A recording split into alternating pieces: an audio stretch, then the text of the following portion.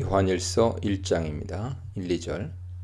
1절에서 저자는 예수님이 생명의 말씀, 로고스이심을 언급합니다. 그는 말씀이실 뿐 아니라 생명이시죠. 로고스는 구약에서 하나님의 창조, 구원, 계시를 대행합니다. 시편 33편 6절, 이사야 55장 1절, 에스겔 33장 7절 보세요. 이제 요한일서는 로고스를 생명과 연결합니다. 예수 그리스도는 생명 자체시죠. 우리가 예수님과 교제하게 될 때 생명을 얻고 생명을 경험할 수 있습니다. 본문은 또한 로고스이신 그리스도의 선제성 그리고 성육신을 함께 언급합니다. 태초부터 계속 존재하셨던 하나님의 로고스는 이제 이 땅에 나타나셔서 사람들에 의해 경험됩니다. 이는 요한복음 1장을 생각나게 하죠.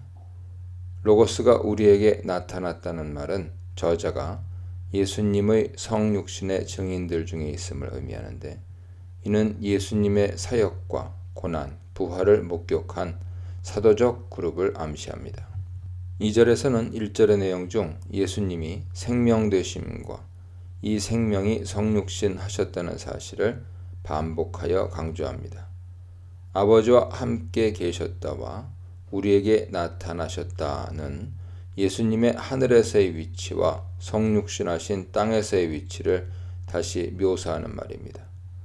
따라서 이 단락에서 저자는 자신의 증언 내용이 무엇이고 자신의 증언이 왜 믿을 만한지도 진술합니다. 이 증언은 생명의 말씀이신 예수 그리스도에 관한 것입니다. 그는 영원전부터 하나님과 함께 계셨고 육신이 되어 생명을 주신 로고스입니다. 이 생명의 로고스를 직접 경험하였기에 저자의 증언은 믿을 만하죠. 그렇다면 저자는 왜 이 생명의 로고스를 증언하는 것일까요? 그 이유를 다음 단락에서 밝히고 있습니다. 3, 4절입니다. 저자가 자신이 직접 경험한 생명의 로고스를 전파하는 이유는 사귐을 위해서입니다. 예수 그리스도를 직접 경험한 사도들과 이 예수님을 전해 듣는 교회 사이의 사귐을 위해서 저자는 증언한다고 진술합니다. 사귐, 코이노니아란 신자 간에 혹은 신자와 하나님과 예수 그리스도 사이에 갖는 교제를 뜻하는데, 헌신을 동반한 영적, 물적 나눔을 뜻합니다. 따라서 저자는 자신이 예수님에 대해 증언하는 이유는 바로 수신자들과 이러한 전인격적 교제를 나누기 위해서라고 밝힙니다. 그런데 이 사귐은 곧 아버지와 아들과 더불어 누리는 사귐이죠. 사도와 교회의 사귐의 기초는 하나님과의 사귐입니다. 각자가 갖는 하나님과 그의 아들 예수 그리스도와의 사귐이 없으면 기독교적 교제와 나눔은 무의미하며 불가능합니다. 저자는 이 점을 강조하기 위해 우리의 사귐을 헬라어 강조 용법을 써서 강조하고 있습니다. 다시 말하면 사도와 교회의 사귐의 특징은 바로 하나님과 예수 그리스도와 함께하는 사귐의 기초 위에 있고 그 사귐과 함께 이루어집니다. 4절에서 저자는 사도들의 종말론적 기쁨이 하나님 아버지와 아들 예수님과의 사귐에 기초해서 교회와의 사귐을 통해 완성된다고 말합니다. 이러한 종말론적 기쁨의 완성을 통해 저자는 지금 편지를 쓰고 있는 것입니다. 그러므로 이 단락에서 저자는 자신과 교회와의 사귐은 하나님과의 사귐에 기초하며 그 사귐을 통해 교회 공동체의 교제와 나눔이 가능하다는 것을 강조합니다. 그리고 이러한 사귐을 통해 우리는 하나님께서 주시는 종말론적 기쁨을 누릴 수 있다고 합니다. 5절로 7절입니다. 사도적 메시지의 핵심을 소개하고 있습니다. 그것은 하나님이 빛이시라는 것입니다. 하나님은 구약에서부터 빛과 연관된 분으로 나타납니다. 그분은 빛을 창조하신 분이고 이스라엘에게 빛과 같은 존재죠.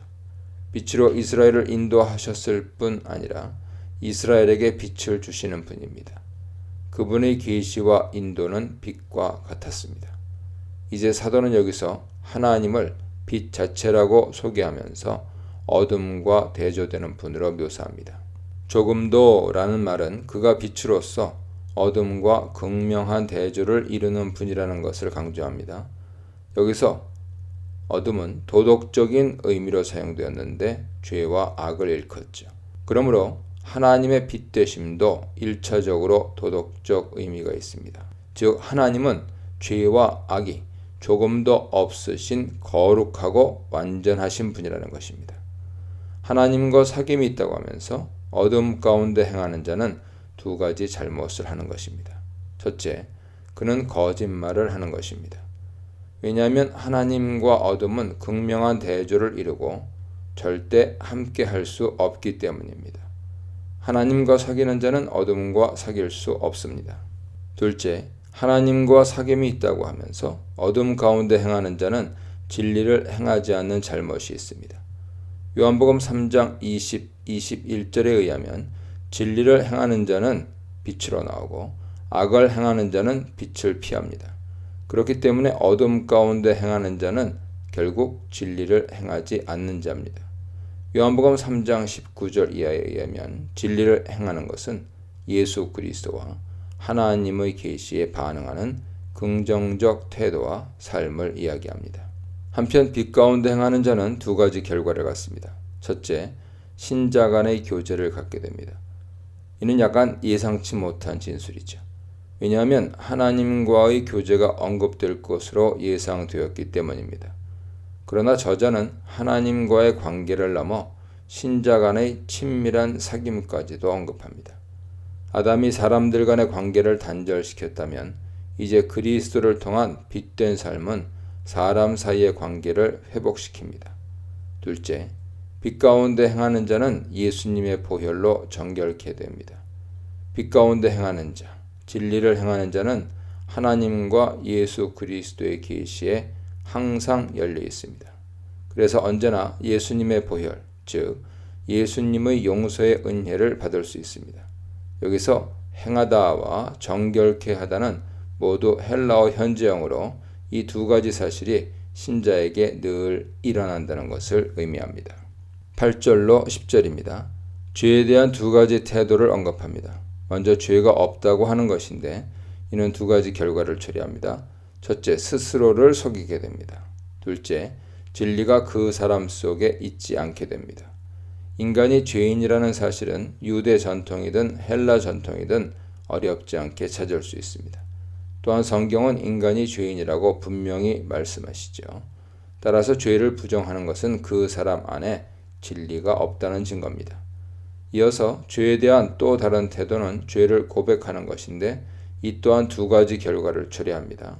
첫째, 미쁘시고 신실하시고 의로우신 하나님께서 그 사람을 용서하십니다.